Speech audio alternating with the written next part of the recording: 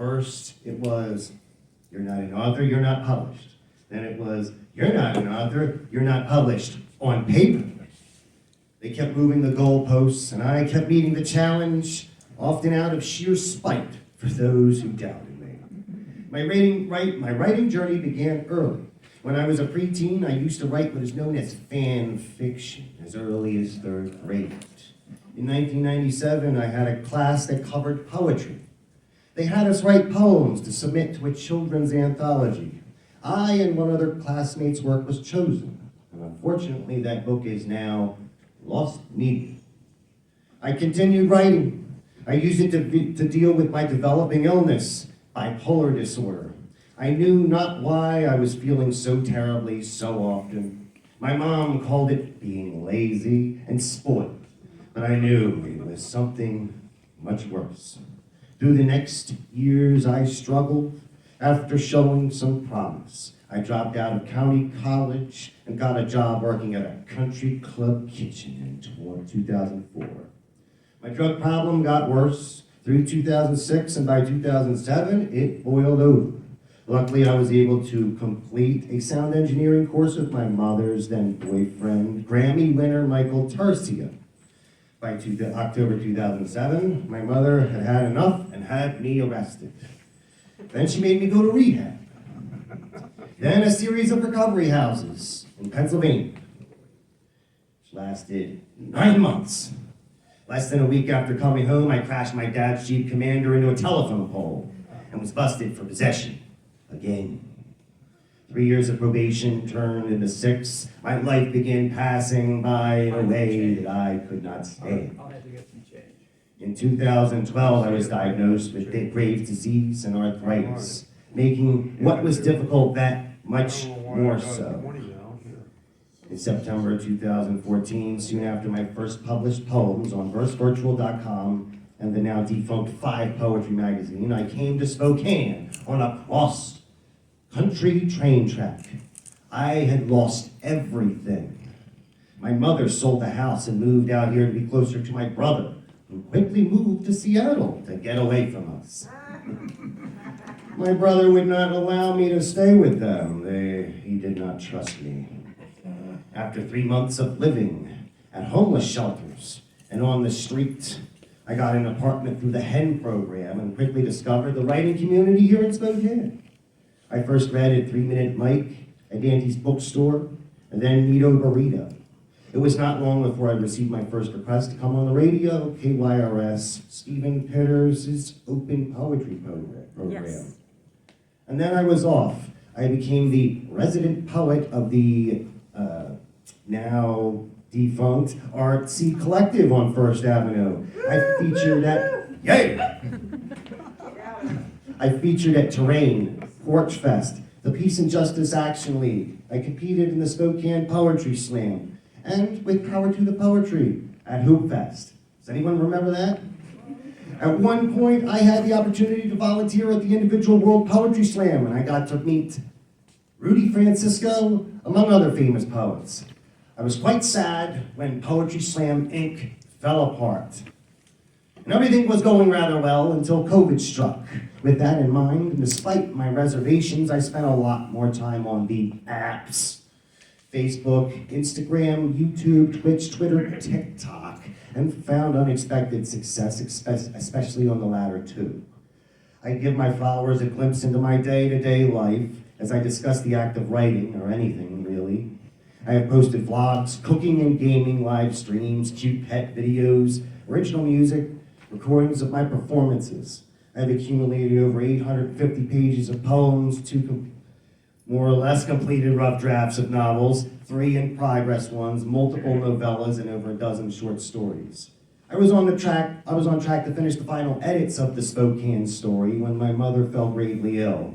Her COPD was exacerbated by sepsis, pneumonia, and then, when it couldn't get any worse, COVID. They first gave her 5 years to live, and then in November that number went down to 6 months. And since then I've been juggling that, my own health, and my career. In 2012, I read at City Hall. I published a bunch of poems, had 10 2-minute segments on KBPX, and performed at Atomic Threads almost monthly. The first show of the year is on Saturday. And I continue my work, posting when I can, writing into the dawn. Now for a poem. This is called So Much Has Passed. This is a new poem, by the way. Nobody's ever heard it yet. So much has passed since my great journey west, through the plains, through the mountainous terrain. In September it will be 9 years. 9. Many of my old friends overdosed or otherwise. Every dog that I knew back then is gone. Noodles, Molly, Dozer, Diamond, even Jetta, the dog that was so old it seemed it could never die. Our old house bought, sold, remodeled. They pulled out Mom's wondrous tropical garden in favor of plain, boring, easily landscaped open space. The trees we planted upon the depths of Grandma and Uncle Tony, yanked from this treacherous mortal coil. The family farm sold for next to nothing to the Leshies. The one family my great Aunt Angie Davis said never to sell to. Quote, come hell or high water. So much for that. So much for a lot of things. So much for so many dreams. Is it worth all the pain that it brings? I believe so. I must. Otherwise, what was it all for? Here is an epitaph for the dead. What can I do now except write, live my life, and forge ahead? Thank you.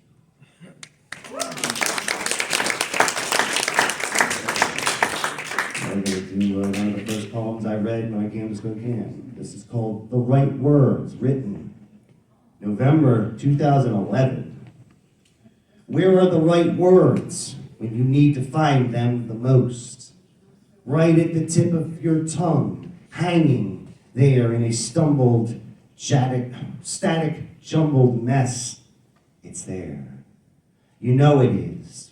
You have just got to feel them out and express them adequately. It helps to burn with some kind of conviction when you finally find what you wanted and shout it blindly to the world, even if they were words that no one ever needed to hear.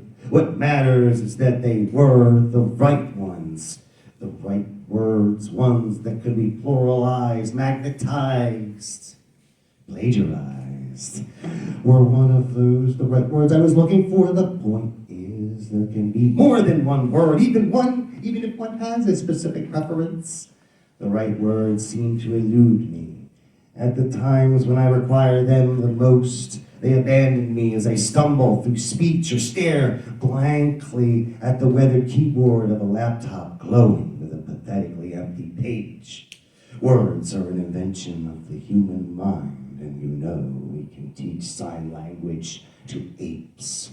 So maybe their importance can cross the boundaries of species, even if it is need food. We all need food. Still, Coco the gorilla paints better than some of the artists I've encountered. A painting is a word, maybe even better than one, just not one quite so efficiently produced. So, what are your right words? Thank you.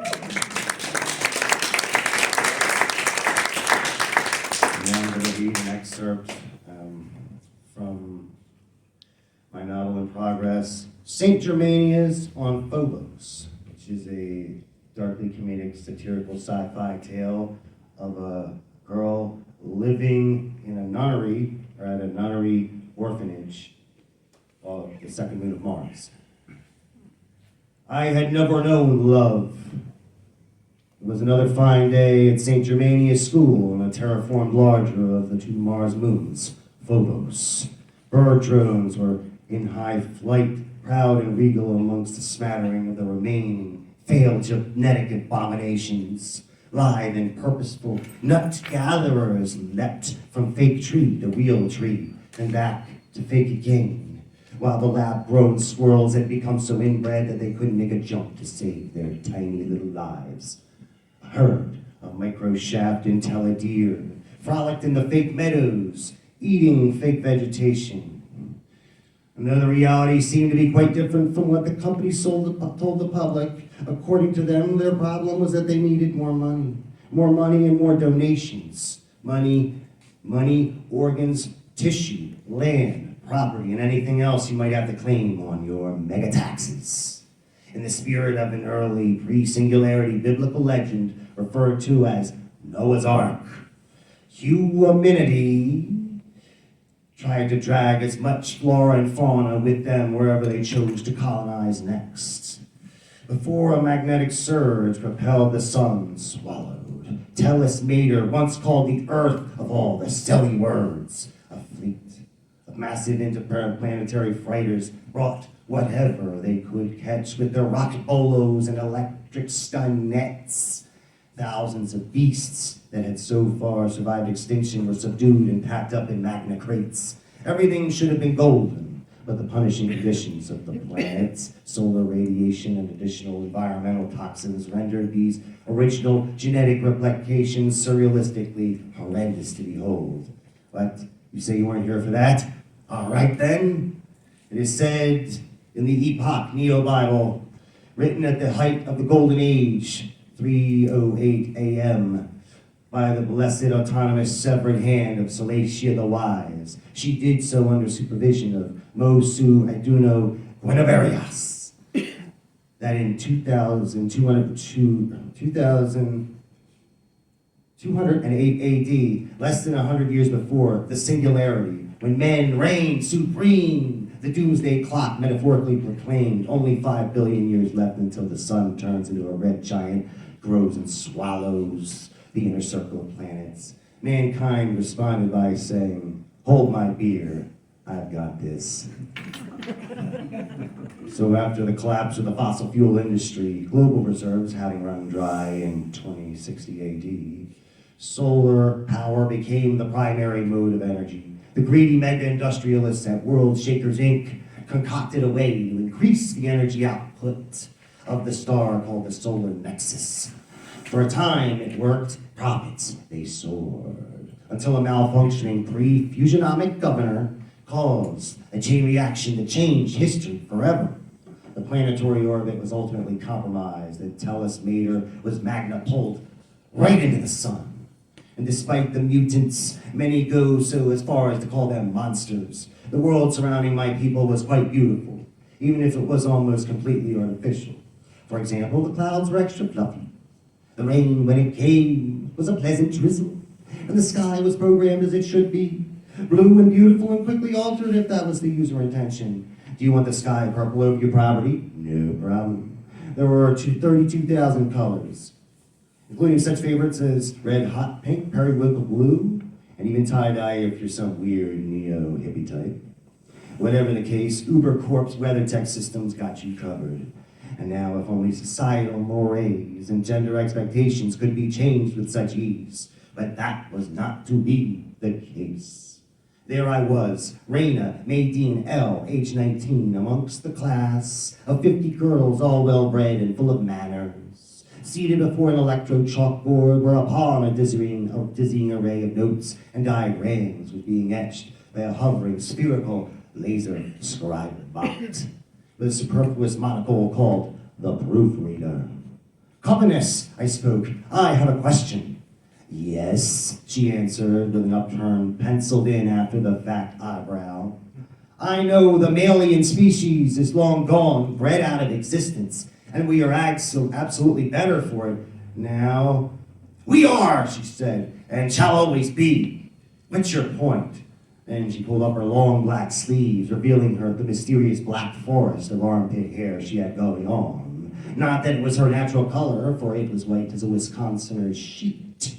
Her once brown blonde locks had long since faded away to a scuzzy gray streaked mess, which begs the question, why dye only your armpit hair and not the rest?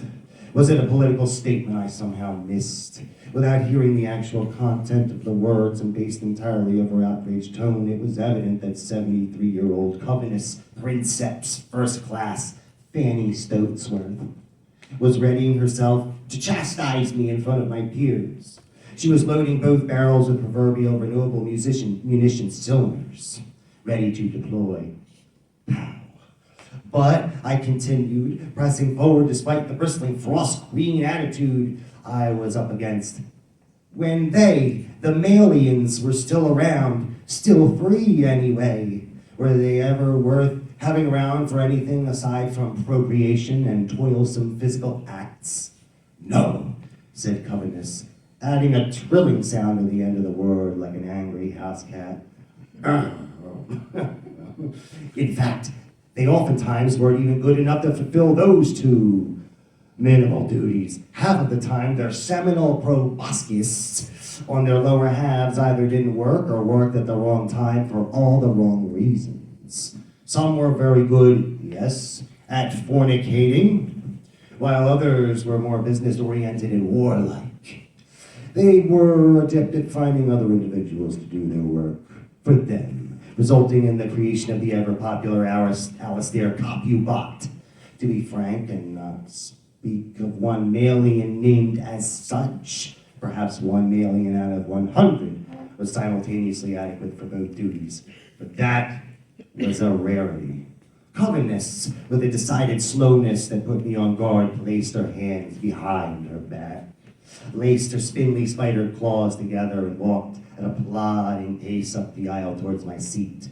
A thin sheen of sweat broke out upon my forehead. I wiped it away with the back of my hand, but it smeared some of my makeup, and I knew Covenus would punish me for doing such a thing. She loomed over me. I could smell her breath and body odor like a recently turned batch of sea cucumber and mayo salad. Have you perchance been perusing the annals of yesteryear, said Covenus.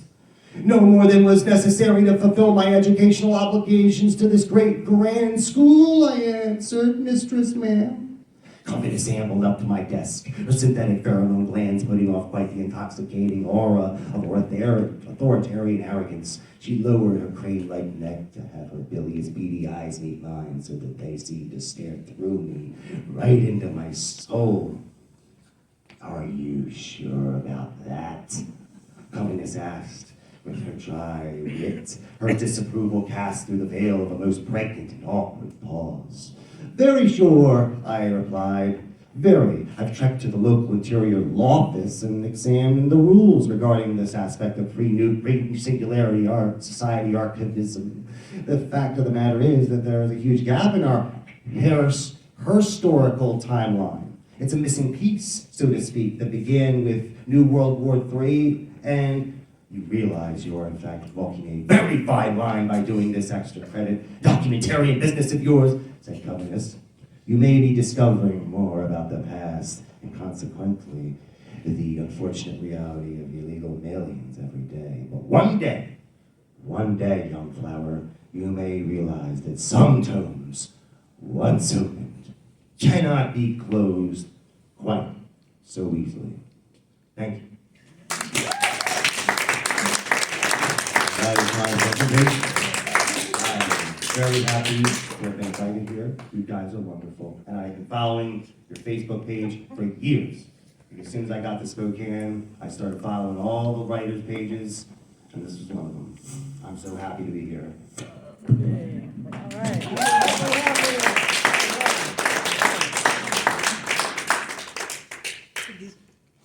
Does anybody have questions for Jeff?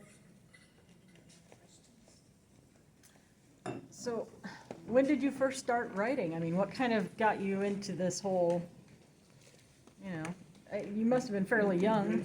Oh yeah, well I started in 1997, I started doing my poetry. Then I started doing it more seriously in high school. When I was 15 or 16, I started writing a novel, and one of the reasons I originally dropped out of high school was that I almost had a completed rough draft manuscript. It was called From New Jersey to Hell, And I was like, you know what? I'm going to be one of them young authors, and I don't need nothing. I got my book. And then what happened? I don't know what happened to it. I think one of my jealous friends stole it because it was in 3 notebooks, and 2 of them went missing one day. And which just goes to show, don't count your chickens before they hatch. Because I spent so much of my life trying to pick up the pieces after that. Yeah.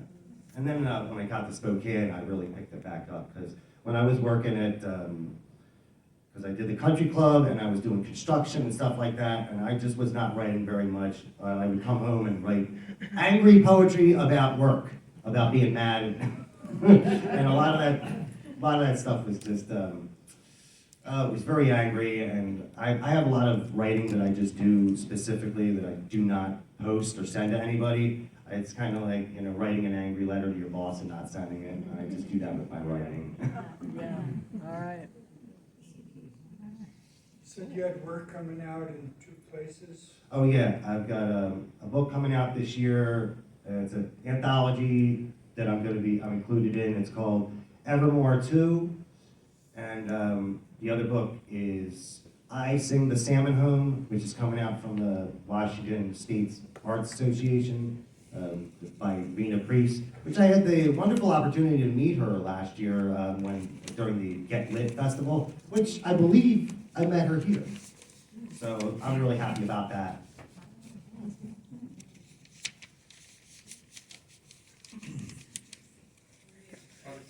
Yes. Do you copyright your material, or do you need? I copyrighted the first thing I did, and then after that, I haven't been really done that ever since. Like I copyrighted a movie script that I wrote a long time ago. I'm waiting until I finish the final draft, and then I'm gonna copyright it. 'Cause, yeah. I think Has that would be anybody nice. stolen your material? Thankfully, no, not yet. Just the notebooks. Yeah, just those notebooks. Separate ones. Yeah. Never to be seen again. But the spirit continues on, because I wrote poetry based on that book, and wrote music based on those stories, and it's kind of lives alive today. And one of those songs was actually on KYRS when I was, because the second time I was on the radio, they had me do music instead of poetry. So it was like music by a poet, and that was one of those tracks. And it was the story of a cannibal that goes to hell, and he's judged, and it's a comedy with all kinds of wacky characters. And that's kind of, the spirit of that is continued with one of the other rough drafts that I've done. It's just over 600 pages long. It's called Judge, Coach, and Executioner. It's about a prison guard in hell, and he has to take care of all the serial killers in history, and they're playing baseball against each other. So we got the women versus the men. So I did all this research on all the serial killers through history, and started making a ball team for. Oh, it's so completely, utterly ridiculous, but that's kind of what I was going for. Sounds fabulous. I don't know when that'll ever surface, but that'll probably take about 5 years to edit. Dude, I will read that. Oh, yeah. But it's a big problem with like TikTok and YouTube and all that they censor so much now. So I really have to be on top of things. Like with the Spokane story, it's about father and son meth cooks living on the streets of Spokane, and I can't even really talk about that stuff without getting suspended or community guideline strikes. Even though the whole book is it's anti-drug, and most of the writing I do has like a moral of that nature. But you know what? The algorithms do not care. They just don't. So I just do like tons of little vlogs and things in my life. Recently, I had 43,000 views on just a vlog that I did. My mother was having a little bit of an issue, and I couldn't get a hold of her, and I just made a vlog, and I don't know. So it's just really weird stuff the internet decides to accept, and then I pull them in with that kind of stuff, and then I have my videos of me performing and that kind of stuff, and I cross my fingers that they'll watch that. And some of them do. And I'm very happy about that. You know, I had like so many of my followers wish me a happy birthday last month. I was very surprised. I was very surprised. Now I got a question. Okay. When they wish you a happy birthday, do you respond individually or? Oh, yeah. Do you- I respond to everybody as much as I can within, you know, within It reason. gets overwhelming sometimes. It did with that because there was like 100, but you know, I do it one by one Yeah. because I try to have like kind of a relationship with my readers and the followers. And a lot of them aren't following me for my writing, whatever, but a lot of them are. So I follow. I'm on what is it? Right Talk. That is it. Writers of TikTok and that kind of thing. So I get a lot of like local writers, or local-ish writers, and people who are like self-publishing and things of that nature. Which brings me to, I was expecting to self-publish a novel this year, and then everything happened with my mother. But I had contacted Grey Dog Press, and so they're ready for me as soon as I'm ready. I just need to take care of some things, and I just felt like editing. The frame of mind I'm in at the moment wouldn't be the best because I would be making more mistakes than I would care to. But you know what? I work every day and just do a little bit every day, and you know that's There you go. slow and steady wins the race, and that's what I believe firmly in my heart. Does your mom read your stuff? At the beginning, she did to tell me everything that was wrong with it. She watches all my videos now to tell me what I'm doing wrong. And she would come to my shows and tell me, "That's not a word, that's not a word." It is a word, I looked it up. I looked it up. Anything I'm questionable about, I look up.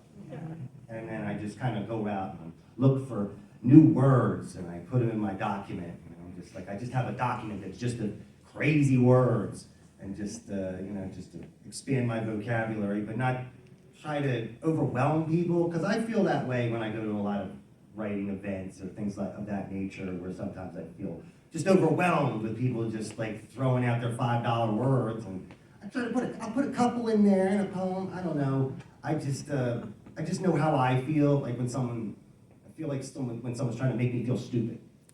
And I just want people to keep an open mind and want to absorb the material as opposed to shutting down. Because I know that feeling of just being like, oh, this guy thinks he knows what he's talking about. Just shut right down, and I don't care what you got to say. But you know what? Just keeping an open mind. Any more questions? Are there certain subjects that motivate you? Oh yeah, a lot. Depending on what's going on, like a couple of years ago, it was politics. I was writing a political satire novel called American Carnage. When I came to Spokane, I was motivated by the state of things on the street, and having lived in the homeless shelters for a little while, and saw the meth heads and the people that I dealt with, like leading up to come to Spokane, all the drug dealers and things like that. I'm like, oh, I gotta tell a story of the streets. And then I was watching a lot of serial killer shows, and that's inspired Judge, Coach, and Executioner, where I was like, ooh, let me do something funny with this. I wonder what would happen if they all played baseball or something.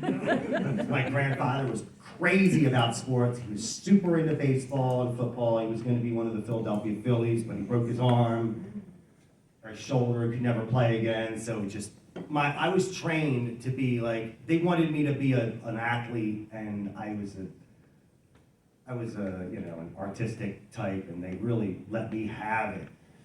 So now more recently, like with Saint Germania, I was using inspiration from, I don't know, the state of things now, like kind of the anti-patriarchal tone from a lot of the stuff I've been seeing in social media and that nature, and I was like, oh, what would happen if we were in this crazy future where men were like bred out of existence, and like all hell, you know, went, you know, everything went to hell.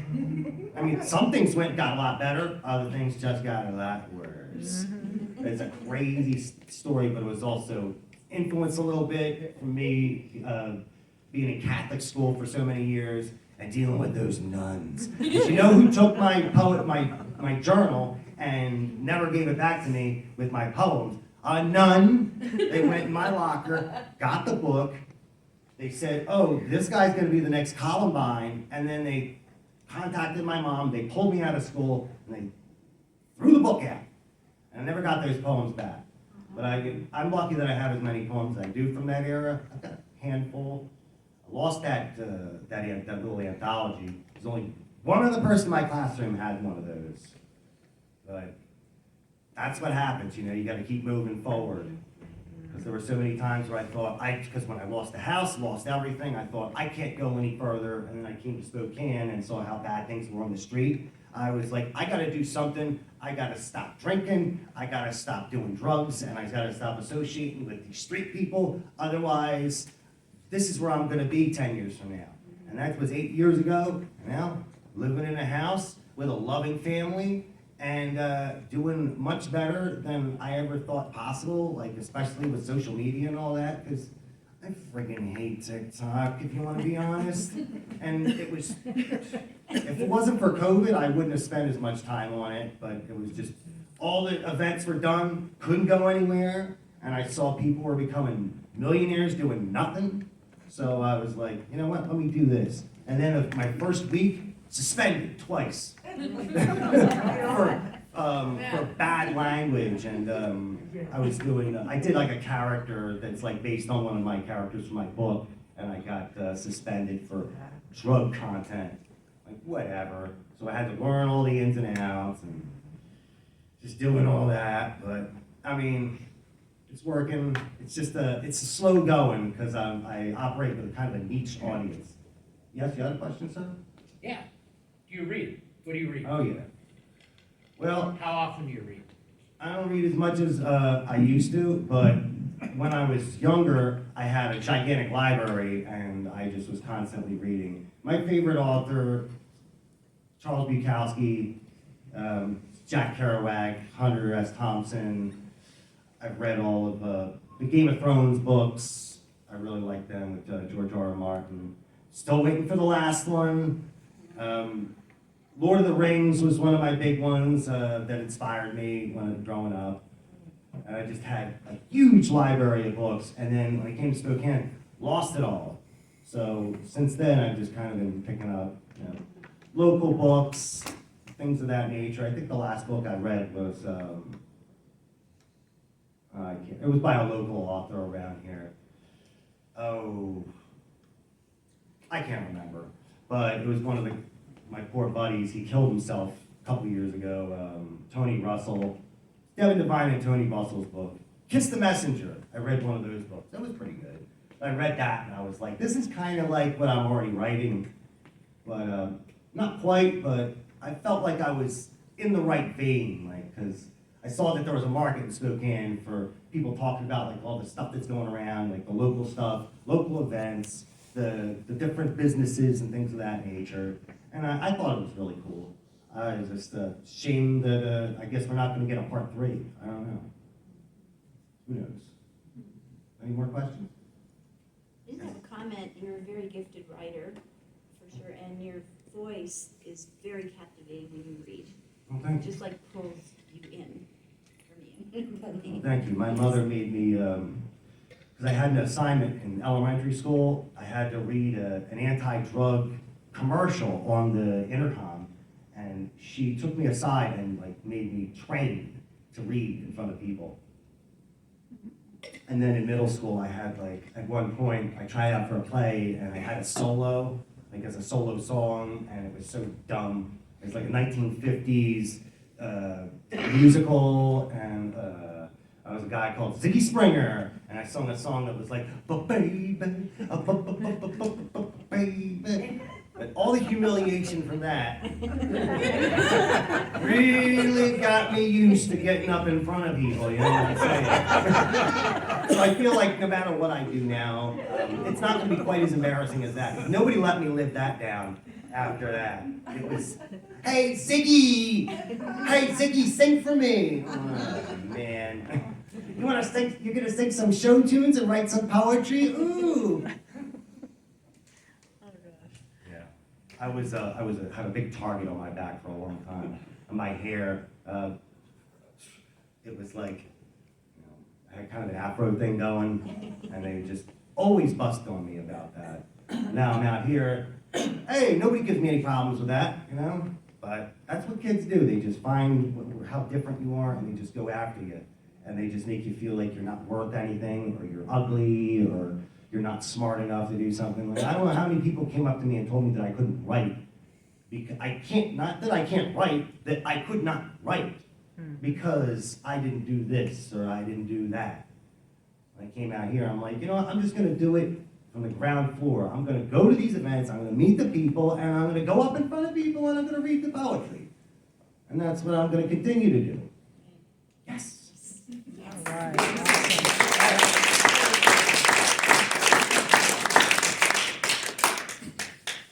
Anybody else? Anything else? Thank you. Yeah. All right. Thank you. It was a pleasure.